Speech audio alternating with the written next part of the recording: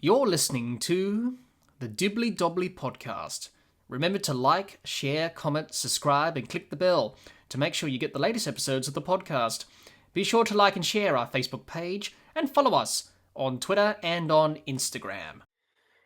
Hi everyone, and welcome back to another episode of the Dibbly Dobbly Podcast. On today's episode, we're reviewing match number 4 of the ICC Champions Trophy for 2025 between Australia and England. For the first time since 2009, Australia have claimed a victory in the ICC Champions Trophy. And what a way to do it in a world record run chase, a superb century from Josh Inglis, and the partnership he shared with Alex Carey guided Australia to victory. For England, it was a game that they shouldn't have lost, but they did. Duckett's century was outstanding, and his partnership with Root was guiding England to a total of 400 at one stage. But it wasn't to be, and they ended up making just over 350, and mixed in with some poor bowling in the second innings during the run chase cost England dearly, and that's why they were on the losing end of this game in Lahore, and seriously under pressure to begin their Champions Trophy campaign. What a game of cricket we witnessed. It was a high-scoring affair on a very flat deck at the Gaddafi Stadium in Lahore for this Champions Trophy match between Australia and England. A very flat surface, some very good batting performances. We saw that from Inglis, Carey, Maxwell, Labuschagne and Short from Australia in the run chase. Ben Duckett and Joe Root batted well in that partnership. We saw some good fielding, mainly from the Australian side, not so much from the England side. They dropped a few catches. And we saw some very spirited bowling from a very depleted Australian attack. And we saw some very ordinary bowling from England. And that's why they went on to lose this game the way they did. So for Australia, what a way to start their Champions Trophy with a great victory. Coming into this tournament with a lot of pressure. Obviously, no Cummins, Stark and Hazelwood. Also missing Mitchell Marsh as well. So a very depleted one-day side, but they rose to the challenge and they were able to get the job done. On the other hand, for England, what can you say about England? Same old England, same old England. The ODI woes continue. Butler and McCullum, the pressure is mounting on them. And now England face the prospect of not qualifying for the semi-finals of this Champions Trophy. They have to win the next 2 games against Afghanistan and South Africa. But if we cast our minds back to 2023, in that World Cup, they lost to Afghanistan and South Africa. So most likely for England, it could be the same results again in this Champions Trophy. But they have to find a way to bounce back if they want to stay in the tournament. So plenty to talk about and discuss. There's lots to get through in this episode today of the podcast. So without further ado, let's get straight into it. And first of all, let's just have a look back at how the match panned out in terms of the match summary. England batted first and made 8 for 351 from their 50 overs. Ben Duckett top scored with 165, 3 wickets for Ben Dawshes for Australia, leading the way there with the ball.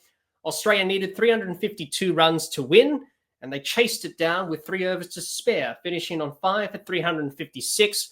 Josh Inglis top scored with 120 not out, and Livingston, Rashid, Carson, Wood took a wicket each for England with their bowling performance there.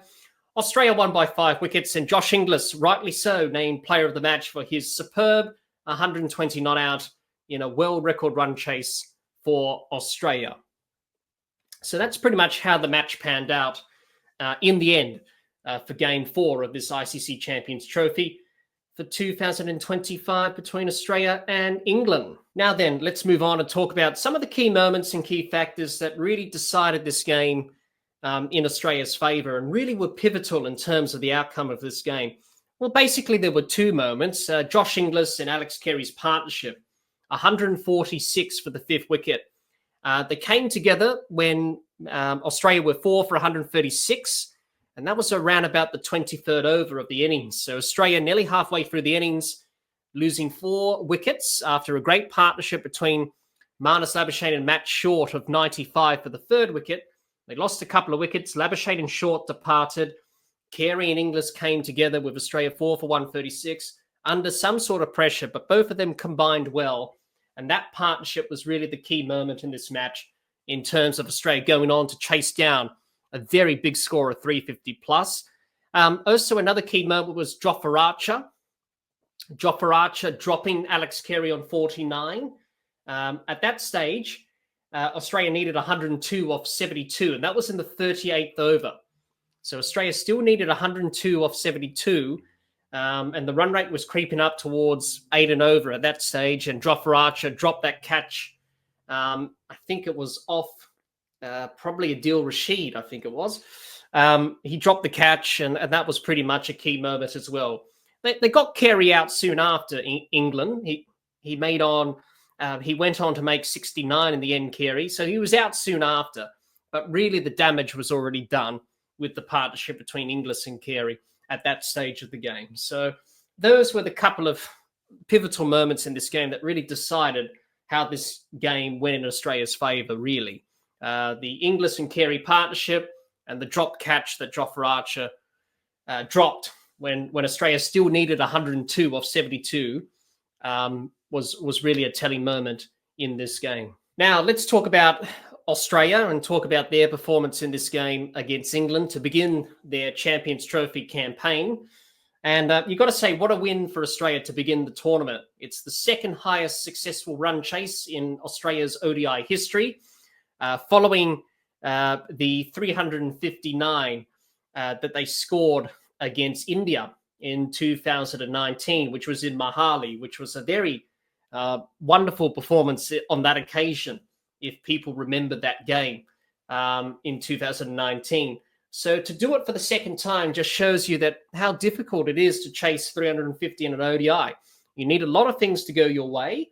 And for Australia, the stars aligned, and they had Inglis and Carey with that partnership. Also, Matt Short and Labuschagne helped out as well. They kept the momentum going, and then Glenn Maxwell did what he did at the end. So for Australia, it's probably one of their best performances in their ODI career, really, given the circumstances. They don't have Cummins, Stark, and Hazelwood, depleted bowling lineup, a lot of pressure going into the tournament. Not many people said Australia would do well in this tournament. Well, they've certainly done well in this first game. And it's also the highest ever successful run chase in all ICC ODI tournaments. That's including the World Cup and the Champions Trophy. So that tells you that it's a pretty big chase and it's a pretty big achievement. Now let's talk about the batting side of things. Australia it was going to be challenging. It's always challenging chasing 350 plus in any ODI game, but it wasn't impossible. This surface in Lahore was a pretty flat deck, and it was a high-scoring game on both sides, and it wasn't impossible for Australia to chase down 350, but it was very important that Australia got off to a good start in the power play, that Travis Head would definitely be the key in the run chase. If he got a big score and got off to a flyer, Australia had a good chance of chasing the runs down. But that didn't happen. There were 2 down for 27, in trouble. They lost Travis Head early. They lost Steve Smith early. Both of them going for single-digit scores. And really, Australia in trouble at 2 for 27 in the 5th over. But then Matt Short, Marnus Labuschagne combined. A very good partnership of 95 for the 3rd wicket, rebuilt the innings for Australia. But then they got out. Both of them got out in quick succession. Labuschagne fell to Adil Rashid. The pressure built up on him. He was trying to clear the cover fielder, and Butler took the catch there. He got himself out. And then Matt Short, really a soft dismissal, you'll have to say, hit it straight back to Liam Livingstone, and he was out for 63. So that partnership was broken. Australia in trouble again at 4 for 136 in the 23rd over. But then enter Josh Inglis and Carey. The partnership was superb, 146 for the 5th wicket. And then once Alex Carey got out, enter Glenn Maxwell, who came in at the last 10 overs, did what he did. He added 74 unbeaten with Josh Inglis, 32 not out of 15, and did what he did, Glenn Maxwell. And Australia were able to seal the deal and win the game. So it was a pretty good batting performance from Australia. We all know the problems that Australia had with their batting going into the tournament. Obviously, the series in Sri Lanka highlighted some problems, but you've got to remember that was Sri Lanka. Very different conditions to Pakistan. This was a very flat surface in Lahore, and the Australian batters are going to excel on these flat conditions in Pakistan compared to Sri Lanka, where they turn a little bit more with the spin. And really in that series, Australia's batters really got undone by the Sri Lankan spinners. On this surface in Lahore, pretty flat. Ball didn't do much. It was gun barrel straight. Not much seam movement. Not much swing either. There wasn't much turn. So the Australian batters felt comfortable on this surface here in Lahore. And they felt very comfortable. Josh Inglis, let's talk about him. Made an ODI century. So Josh Inglis, his first ODI century. And what a way to do it. Against the country of his birth, because he originally came from Yorkshire in England and moved to Australia back in 2010. We all know the story. So for Josh Inglis, what a way to do it. I think Josh Inglis has really confirmed his Australian status. And I think many people watching from the England side would be saying, how on earth did we let Josh Inglis slip through our fingers to play for Australia? Well, he's got one up on the country of his birth, a superb century, and just really highlights the talent and the way that Josh Inglis goes about it. Coming off some tremendous confidence, he scored a test century on debut against Sri Lanka in very difficult conditions, and to do it in Pakistan, where it's a very different set of conditions to Sri Lanka, but to come out and do what he did here in this run chase was superb. I thought he handled it really good. Really superb batting from him. With this century, he becomes the fourth Australian to score a century in all three formats. That's Tests, ODIs, and T20s. Now, there were three others who have done it before him. At the end, he was batting with one of them, and that was Glenn Maxwell. He's the other one to do it. Shane Watson and David Warner are the other batters to score three centuries in all three formats for Australia. And Josh Inglis joins that list. I thought he batted well. He pulled and hooked very well. When the England bowlers bowled short to him, he played the hook and pull shot superbly. The lap shot, the reverse lap and the lap, he played well. That's a signature shot from Josh Inglis. He tends to go to that shot every now and again, the lap shot, but he plays it superbly. And he just handled the run chase really well. I think in his press conference, he said, I wasn't really looking at the scoreboard, really. I was just focusing on the run rate and, trying to be proactive and trying to keep the momentum going with Alex Carey. And that's what they did in the partnership. And I think that was a very, very important thing that he mentioned there, was just to focus on the required run rates. Because, for him, when he joined Matt Short, when Marnus got out, he came out and joined Matt Short. He was busy from ball one. He was looking to rotate strike, running hard between the wickets. And that was the key in the partnership between Inglis and Carey, keeping the momentum going, not getting bogged down. If Australia lost another couple of wickets when they were 4 down for 136, you can forget it, because there was only Glenn Maxwell to come after that, after Inglis and Carey. It was only Maxwell to come, and then you're into the bowlers. Yes, Ben Dorshas can hit it a bit, same with Ellis and Zampa and Spencer Johnson, but you really need, Josh Inglis and Carey and Maxwell to get the job done. And, really kept his cool, didn't panic, played in his own way, believed in his own abilities and backed his plans, and he batted superbly, Josh Inglis. Alex Carey, what a game he had. First of all, he wasn't keeping with the gloves.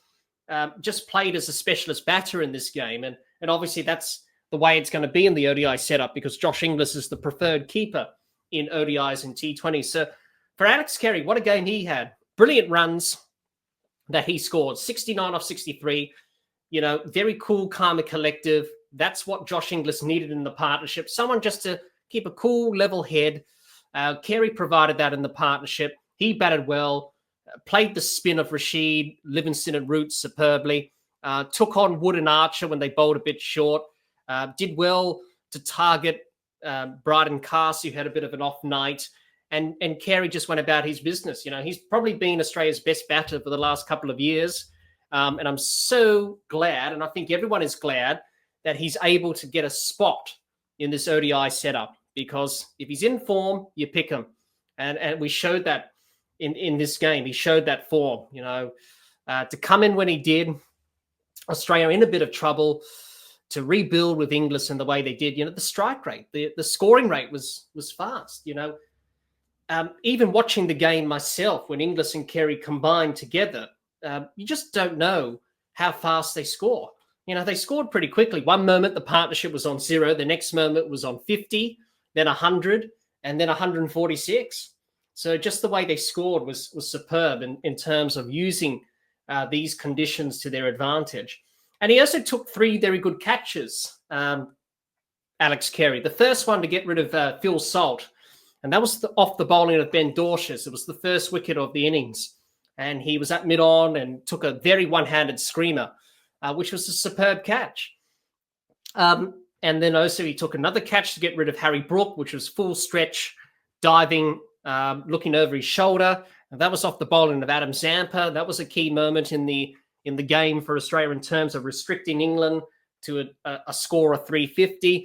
And then obviously he took a straightforward catch to get rid of Jamie Smith at mid-off, which was a mid-on, I think it was. A very simple catch, didn't have to move. So I'm not surprised that Alex Carey has these abilities in terms of his catching. I'm not surprised that he took that one-handed screamer.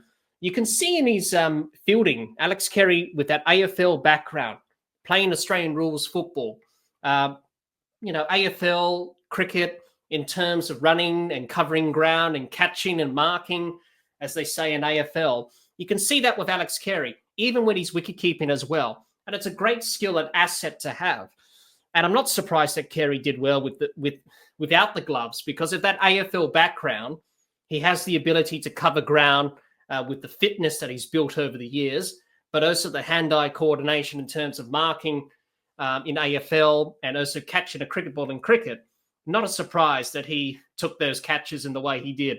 And it's a very great asset to have in your team as well. So he had an outstanding game, Carey. Brilliant partnership with Josh Inglis. And last but not least, with the batting side of things, Matt Short, Marnus Labuschagne. I thought both of them played very well. There's a lot of pressure for various reasons for Matt Short and Labuschagne. With Marnus, it's about his test form and not performing well in test cricket of late. With Matt Short, he hasn't really done much since he's come into the ODI setup for Australia. So for him to play the innings he did, along with Marnus in the partnership they put on together, really set up Australia, set the foundation for Inglis and Carey to come in and finish off the job alongside Glenn Maxwell as well. I thought Matt Short played some brilliant shots. He pulled and drove the ball very well. Marnus looked busy. I think Marnus has probably looked the best he has done in probably some time. He looked busy. He wanted to get on with it. He didn't get bogged down. He scored 47 of 45, so it just shows you that he was proactive, which is good. And hopefully for Marnus, he can build that confidence. It's all about confidence for Marnus in terms of getting back to his best. And we know he's a good player. So hopefully this innings and this partnership with Short, and hopefully the same with Matt Short as well, can give them confidence going forward in this Champions Trophy. So a pretty good batting display from Australia. I thought they batted really well. Josh Inglis outstanding, Carey outstanding, Maxwell, and Glenn Maxwell to come in with 10 overs to spare in the innings. When he came in the 42nd over, had around about 8 overs left of the game when Carey got out. Maxwell, that's probably the best time for him to come in and finish off the job, either batting first or chasing down a target. 32 or 15 not out. Glenn Maxwell just showed his skills and prowess. So a very good batting performance from Australia. Definitely their batting is their strength in this Champions Trophy, given the challenges with the bowling side of things. So it's very important that the batting side of things is firing, therefore can alleviate some of the pressure that the bowlers may face in the absence of the big three. So a very good batting performance from Australia. Let's talk about the bowling performance before we move on and talk about England and their performance. I thought Australia did well with the ball. Yes, no Stark, no Hazelwood, no Cummins. But I thought Dorshus, Ellis, and Johnson especially did well. They tried their best. Dorshus picked up 3 wickets. Ellis should have got a wicket. He should have got Livingston out LBW, but it was an inside edge onto the pad. He should have got a wicket, Ellis. Johnson bowled okay. I thought they did well. on a very flat surface, I thought Australia did very well to keep England to a total of 350. At one stage, it looked like it was going to be 400 with the partnership between Root and Duckett. But Steve Smith, captained really well. He juggled the bowlers around, and they were able to pick up wickets. But I think the Adam Samper spell, he picked up 2 wickets. He picked up 2 important wickets. Well, first of all, he picked up the wicket of Root, which was our LBW, umpire's call on review. So Root gone for 65, sorry. And that partnership of 158 with Duckett was broken. And that was a key moment. And then Adam Samper soon after got Harry Brook out 3 overs after Joe Root departed. And then Carey took that brilliant catch running back at backward point where Brook was going down the wicket, got an outside edge and hit it straight into Carey's hands. So I think Adam Zamper's spell really changed the fortunes for Australia in terms of trying to restrict England, I should say, to a score of 350. And it's so important for Adam Zamper now, being the most senior bowler. Him and Glenn Maxwell have got the most wickets in ODI cricket for Australia in this bowling attack, compared with Dorshus and Ellis and Johnson and even Sean Abbott, who didn't play. They've still got the most wickets for Australia in ODI cricket in this attack without Cummins, Stark and Hazlewood. So it's very important for Adam Zamper to step up and lead the attack, being the senior bowler. And he did that superbly on a pitch that didn't really offer much turn for him.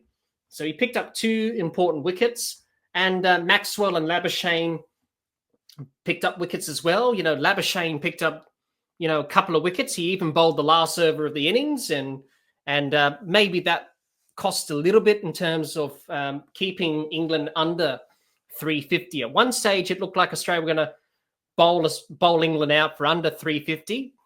England were 8 for 338 in the last over, but Marnus bowling the last over got the wicket of Cast, but then I think he went for 15 off the over. Archer got 21 not out and was able to get England up to 350 plus. But it was a pretty good bowling performance, and Smith captained well. Not a surprise, won the toss and said we'll bowl because of the dew conditions. Australia before the game, the night before the game, they were training under lights in Lahore. The pitch was the outfield was a bit dewy, a bit wet. So Smith was like, okay, if we win the toss tomorrow, we're going to bowl first. And it just shows the problem-solving abilities that Smith has. He's always thinking about the 1%ers in the game. No stone is left unturned. And, I think that's going to be crucial in terms of Smith's captaincy. The batting firing will alleviate some of the pressure that the bowling attack has without Cummins, Stark and Hazlewood. And Smith, another masterclass in captaincy. Compare that to Joss Buttler, which we'll speak about in a minute. He definitely out-captained him, that's for sure. So Australia's bowling effort, to finish off, spirited. I would describe it as spirited. And they gave it a good crack. Yes, they have challenges. Yes, they don't have the experience. But go out there, try your best, and see what you can do. Ben Dorshus, 3 wickets. Ellis and Johnson had their moments without reward on a very flat deck here in Lahore. So it's all about just giving it a go, giving it a crack, see what you can do, get better. And that will be the key going forward for these inexperienced bowlers in Dorshus, Ellis and Johnson, is to learn from these experiences and hopefully get better as the tournament progresses. So a great team performance by Australia. It was a very spirited bowling effort, I would describe. The batting side of things, it was good to see that other people stood up. It wasn't Travis Head. It wasn't Smith who scored the runs. It was Josh Inglis. It was Carey. It was Marnus. It was Short. It was Maxwell. So it was a very well-rounded batting performance, and everyone contributed when they got in and got their chance to establish a partnership or play in innings of substance. So that was good to see from Australia. So definitely this win will give them tremendous confidence and belief that this team, despite the challenges, you can't write off Australia. And I don't think we can after this performance. They're more than capable, even with a weakened side, they're more than capable of going far in the tournament and potentially could win the tournament. We shall see in the next few days. So a very good performance from Australia. Contrast that with England, and we'll talk about England and a very disappointing performance from England. Their ODI form, I should say, continues to be bad. The woes that they have continue, and it showed in this game. They left a few runs out there. 351 wasn't enough. They should have got close to 380, maybe 400. They left a few runs out there. The way that Duckett and Root were batting in that partnership, it looked like they were going to get 400. It wasn't to be. And then the bowling attack got battered, really. Had no plans whatsoever, and Buttler struggled as captain. So a very underwhelming performance from England. Let's start with their batting performance. They won to bat first after Australia won the toss and said to England, you have a bat first, we have a bowl first. To score 351 was a good result. 9 times out of 10, you're probably most confident of defending that. But as we'll talk about a bit later with the bowling, that didn't go to plan. Ben Duckett was superb in his innings of 165. He held the innings together. The partnership he had with Root of 158 for the third wicket was excellent in terms of making sure that England had wickets left in the back end. So Buttler and Livingston can finish off the job along with Harry Brook. And they were able to build that foundation for England. Once the partnership was broken, England struggled a bit. Adam Zampa took 2 wickets. He got rid of Root, and then Harry Brook in quick succession. And England sort of lost their way in the middle overs a little bit there towards the end of the innings. Buttler and Livingston struggled. They didn't really finish off the innings. They got out, and then that exposed the tail of Cass and Archer and Rashid, and probably left England a few runs short towards the end of their innings. At one stage, they probably didn't look like getting 350. Jofra Archer got them over that 350 mark with a 21 not out in the last over, where he took on Marnus Labuschagne and probably, I think he hit 15 runs off the over to get them to that 350 mark. But still, it wasn't enough, and it was very short in the end, as we know. Ben Duckett, very outstanding performance with him. I think probably the best innings he's probably played for England in his career. And he batted really well. He batted for majority of the innings. He got out just before the end of the innings with 3 overs to spare. With 3 overs left in the innings, he got out. He batted well. The partnership with Root was good. Root showed his class. Phil Salt, Jamie Smith were disappointing, along with Harry Brook, very ordinary dismissals. Buttler in a new position, trying to finish the innings at number 6. He was disappointing. And same with Livingston. So England have a few problems there with their batting. Even though Ben Duckett and Joe Root's partnership was excellent, it has papered over some cracks with England. And that's been the case here. So they've got a few problems with their batting still, England, in terms of the tempo, how to go about it in terms, do we be attacking? Do we be defensive? Do we play at a steady tempo and then go for it? So they've still got that to work out in their batting in one-day cricket. But really the highlights were Ben Duckett and Joe Root in that partnership. So their batting, did well to get to 351, but it wasn't enough. They left a few runs out there. They've still got a lot of work to do. The bowling side of things really struggled. You're backing yourself. 9 times out of 10, you're backing yourself to defend 350. Unfortunately, that wasn't the case in this game. The bowlers struggled, didn't really have any answers really to Josh Inglis and Carey, and even Glenn Maxwell, who came in as well. They had Australia 2 for 27, England, which was a good start. Travis Head got out to Jofra Archer, which was a very good caught and bowled in the end from him to get rid of Travis Head. That really helped England in terms of their cause. And then they got rid of Steve Smith. Mark Wood got him out, caught at first slip by Duckett. So 2 for 27 in the space of 5 overs was a pretty good start from England. Unfortunately, enter Josh Inglis and Carey in that partnership, plus Glenn Maxwell, plus the Jew factor, really cost England dearly. And there was some couple of drop catches as well. Adil Rashid dropped Matt Short early on 34. That was a caught and bowled chance, and that was in the 12th over. And obviously, Matt Short went on to add 95 for the third wicket with Marnus Labuschagne. A key moment there. But the other drop catch, which was probably the deciding factor, really, was Jofra Archer dropping Alex Carey on 49. And at that stage of the game, Australia needed 102 of 72 balls, and that was the 38th over.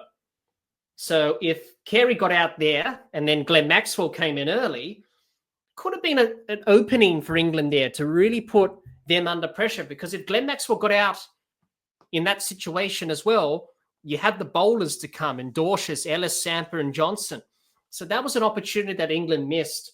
And really, Jofra Archer had an off night, really. He didn't bowl well. He didn't bowl quick. He went around for runs. And that drop catch summed up his mindset, really. He was off the field as well, I think, for some cramp with his leg. So his mind was focusing on that as well. And then he dropped the catch, lack of concentration, whatever. Summed up his night, summed up England's night as well. So the talking points with England's bowling, it's very one-dimensional. And a lot of people have made that point. You know, you have a look at Archer, Wood, very similar with pace, very quick. Both of them are right-arm bowlers. Same with Bryden Cass. So it's very similar, very samey. And they didn't change it up at all. England's tactic with bowling with pace, trying to blast teams out with pace. We'll unleash Jofra Archer and Mark Wood, bowl with pace, and that will get us the job done. It doesn't work in these conditions. It doesn't work in the subcontinent. It doesn't work on these flat pitches in Pakistan. And we saw that in this game. When you have the dew factor coming down, the ball will skid on nicely with that extra pace from Wood and Archer. And what do you think Josh Inglis and Alex Carey would like to face? They would like to face the pace. They would like the ball to come onto the bat. Australian batters like that. So if England bowled cutters and off cutters and leg cutters into the surface, slower balls out of the back of the hand, just to change it up, then it would have been a little bit difficult for the Australian batters to do what they did. But Inglis and Carey got used to the pace on the ball. Archer and Wood didn't change it up. That's why they went for runs. Same with Bryden Cass. He had an off night. And the risk that England have with the fifth bowler is a very risky thing in terms of getting overs out of Livingston and Root. What happens when one of the quicks goes around the park? That was the case with all of them. But Bryden Cass nearly conceded 10 runs and over. So you don't have any other options to fall back on. And that's the problem that England have, is the balance of the side in terms of another bowling option that could be beneficial rather than having Livingston or Root as that fifth bowling option, because that really showed in this game. And also Joss Butler's captaincy again will be under pressure. He had a pretty poor night as captain, really. Didn't know what to do. Didn't have any answers. Not inspiring. A lot of people have made those comments about Butler in terms of him not being inspiring enough, not being ruthless as a captain. And that's what happened in this game. Didn't have any answers. And it just shows the one-dimensionalness that England have in terms of their approach to one-day cricket. And that's why they've been losing games. And that's why they've been in this form slump. And that's why they're under pressure now, because they have to win their last two games to qualify for the semis. They're playing against teams that they lost against in the World Cup a couple of years ago, against Afghanistan and South Africa. So a really poor performance from England with the bowling side of things, one-dimensional, didn't change it up with the pace, using their cricketing IQ-ness, didn't do that. Also drop catches, the fielding, that was the big difference. The fielding was superb from Australia, the fielding not superb from England. That was the big difference as well in this game. The batting side of things, there's still some problems there. Duckett and Root may have papered over the cracks, but there's still some issues there with the batting. So for England, they will be very disappointed. And now, under immense pressure to try and qualify for the semis of a Champions Trophy, which looks really difficult after losing this first game.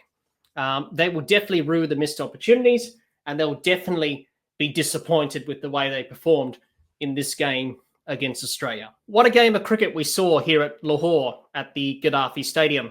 We saw some very entertaining cricket from both Australia and England.